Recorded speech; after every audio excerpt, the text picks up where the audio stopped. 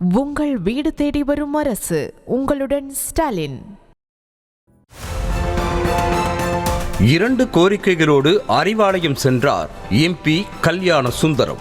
என்னதான் இருந்தாலும் கட்சியின் சீனியர் ஆயிற்றே, ரொம்ப ஆசைப்படுகிறார். அவர் கேட்பதில் ஒரு கோரிக்கையாவது நிறைவேற்றுவோம் என நினைத்த கட்சி தலைமை டேக் ரெஸ்ட் என மாவட்ட செயலாளர் பதவியையே பறித்து ஷாக் கொடுக்க, வாயை வைத்துக்கொண்டு சும்மா இருந்திருக்கலாம், உள்ளதும் போச்சே என அவர் புலம்பிக் கொண்டிருக்கிறாரா? கும்பகோணம் தொகுதிக்கு உட்பட்ட சேசம்பாடி கிராமத்தில் கலைஞரின் கனவு இல்லத்திற்கான பணிகள் தொடங்குவதற்கு ஆணை வழங்கும் நிகழ்ச்சி கடந்த சில மாதங்களுக்கு முன்பாக நடைபெற்றது. இதில் கலந்து கொண்டு பேசிய ராஜ்யசபா எம்பி கல்யாண சுந்தரம், ஆட்சியர் அலுவலகத்திற்கு வந்த பெரியவர் ஒருவர் கும்பகோணத்தில் முறையான குடிநீர் இல்லை, சாலை வசதி இல்லை, தெருவிளக்கு இல்லை என சண்டை போட்டார். அதற்கு எல்லா பிரச்சனைக்கும் உடனே தீர்வு கிடைத்து விடாது. திருமணமானால் கூட 10 மாதங்களுக்கு பிறகுதான் குழந்தை பிறக்கும். திருமணம் நடக்கின்ற அன்றே குழந்தை பிறக்க வேண்டும் என்றால் அது வேறு விதமாகத்தான் பிறக்கும். முன்கூட்டியே காதல் செய்து கர்ப்பமானால் மட்டும்தான் திருமணம் அன்றே குழந்தையும் பிறக்கும் என பேசி சர்ச்சையில் சிக்கினார். அதே போல அரசு நிகழ்ச்சிகளில் கூட மாவட்ட ஆட்சியரை ஒருமையில் பேசுவதுதான் கல்யாண சுந்தரத்தின் வழக்கம். ஒருமுறை மேடையில் பேசிய தஞ்சை மாவட்ட ஆட்சியர் பிரியங்கா பங்கஜம் கல்யாண சுந்தரத்தை கும்பகோணம் நாடாளுமன்ற உறுப்பினர் என்று கூறிவிட்டார். அதனால் கட்டுப்பான அவர், கும்பகோணத்திற்கு நாடாளுமன்ற உறுப்பினரா, எதுவும் தெரியாமல் நீ என்ன IAS என மேடையிலேயே ஒருமையில் திட்டி அசிங்கப்படுத்தினார் கல்யாண சுந்தரம். யானைக்கே அடி சறுக்குகிறது, அப்படித்தான் ஏதோ தெரியாமல் சொல்லிவிட்டார் என்று விடாமல் கலெக்டரையே இந்த காட்சி காய்ச்சினார் என்றால் அதற்கு கீழ் உள்ள அதிகாரிகளுக்கு மட்டும் மரியாதையை அள்ளியா கொடுத்திருப்பார். மாவட்டத்தில் உள்ள அத்தனை அரசு அதிகாரிகளுமே கல்யாண சுந்தரத்திற்கு பயந்துதான் இருந்தார்களாம். மேலும் மாவட்ட அமைச்சர் செழியனை கூட ஒரு பொருட்டாகவே மதித்ததில்லையா. தாழ்த்தப்பட்ட சமூகத்தில் இருந்து வந்த உயர்கல்வித்துறை அமைச்சர் என கோவி செழியனை திமுகவினர் மெச்சிக்கொண்டாலும் எம்பி கல்யாண சுந்தரம் மட்டும் மாமன்னன் பட வடிவேலு போடத்தான் அங்கீகரித்ததாக உடன்பிறப்புகள் குறைபட்டுக் கொள்வதுண்டு.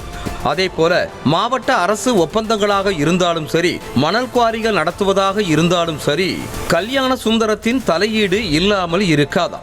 இது ஒருபுறம் இருக்க, கல்யாண சுந்தரத்தின் மகன் முத்துசெல்வம் ஹோலி டிராப் பேக்கேஜ் என்ற குடிநீர் நிறுவனத்தை தஞ்சாவூர் மாவட்டம் பம்பப்படையூரில் நடத்தி வருகிறார். அந்த குடிநீர் ஆலையில் போலி ISI லேபிள்கள் பயன்படுத்தப்பட்டது ஆய்வில் கண்டுபிடிக்கப்பட்டது.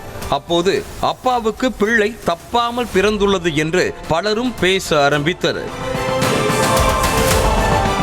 இவ்வளவு ஏன், செய்தியாளர்கள் சந்திப்பில் கூட தான் எழுதி கொடுக்கும் கேள்விகளை மட்டுமே கேட்க வேண்டும் என்று செய்தியாளர்களை முரட்டும் துணியில் எம்பி கல்யாண சுந்தரம் பேசியதாகவும் புகார் எழுந்தது.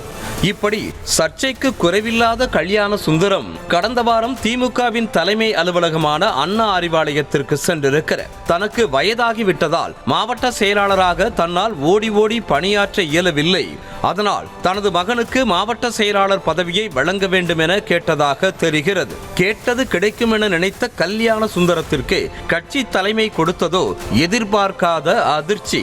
தஞ்சாவூர் வடக்கு மாவட்ட செயலாளர் பொறுப்பில் இருந்து எம்பி கல்யாண சுந்தரத்தை விடுவித்து அவருக்கு பதிலாக 3 முறை MLA-வாக இருக்கக்கூடிய கும்பகோணம் MLA சாக்கோட்டை அன்பழகனுக்கு பதவியை கொடுத்துள்ளது.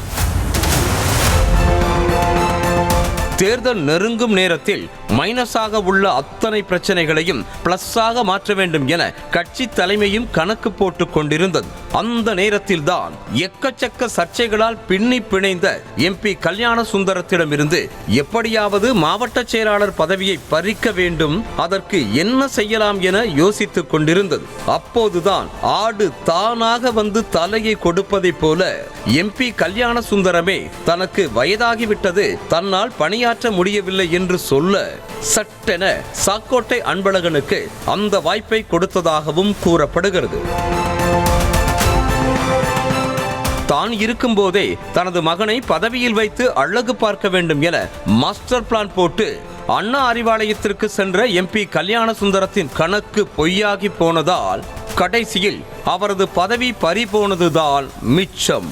இதனால் எம்பி கல்யாண சுந்தரம் ஒருபுறம் கவலையில் இருந்தாலும் தஞ்சை வடக்கு மாவட்ட உடன்பிறப்புகளுக்கோ மனசுக்குள் மத்தாப்பு வெடிக்கிறதா? அந்த சந்தோஷ மத்தாப்பை அப்படியேவா வெளியில் காட்ட முடியும்? அதனால் சந்தோஷத்தை மனதுக்குள் வைத்துக்கொண்டு சம்பிரதாயத்திற்காக எம்பியின் வீட்டுக்கு சென்று ஆறுதல் கூறி வருகிறார்களாம். உங்கள் வீடு தேடி வரும் அரசு. உங்களுடன் ஸ்டாலின்.